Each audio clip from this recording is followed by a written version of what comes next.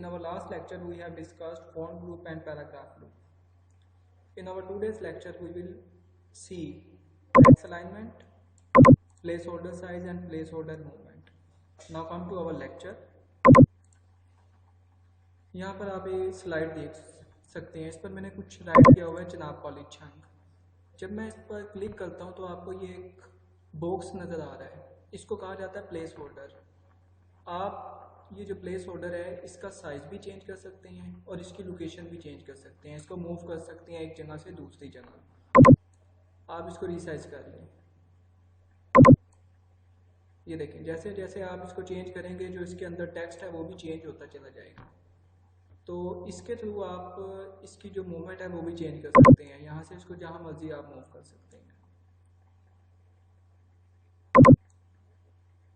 और इसके अलावा आप इसको रोटेट भी कर सकते हैं। ऊपर आप ये देख सकते हैं एक एरो का निशान आ रहा है। जैसे ही आप इसको क्लिक करेंगे ये रोटेट हो जाएगा और इसके बाद आप इसको मूव करके ले जाएं कहीं भी। तो इस तरह से आप अपनी जो स्लाइड है उस पर कुछ भी राइट करें और राइट करने के बाद आप उसको रिसाइज कर सकते हैं। रिसाइज करने के बाद आप उसको मूव भी कर सकते हैं और एक जगह से दूसरी जगह आप उसे मूव करवा सकते हैं। ये है प्लेस होल्डर। आप देखें, आप इसका रिसाइज कर लें इस तरह से।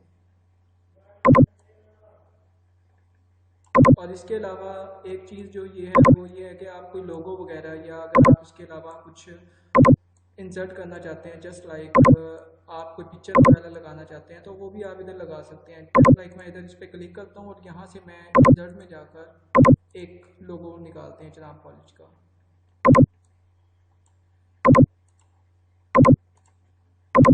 इंसर्ट किया, ये लोगो आ गया है। अब आप इसको मूव कर सकते हैं, यहाँ ले जाएं और इसको रिसाइज कर लें अच्छी तरह से। ठीक, और इस तरह से आप इसको लगा दें। इस तरह से आप ये भी चीज़ लगा सकते हैं। नेक्स्ट हमारे पास जो है वो है टेक्स्ट की अलाइनमेंट। टेक्स्ट की अलाइनमेंट क्या होती है? ये यहाँ पर मैंने कुछ राइट किया हुआ है।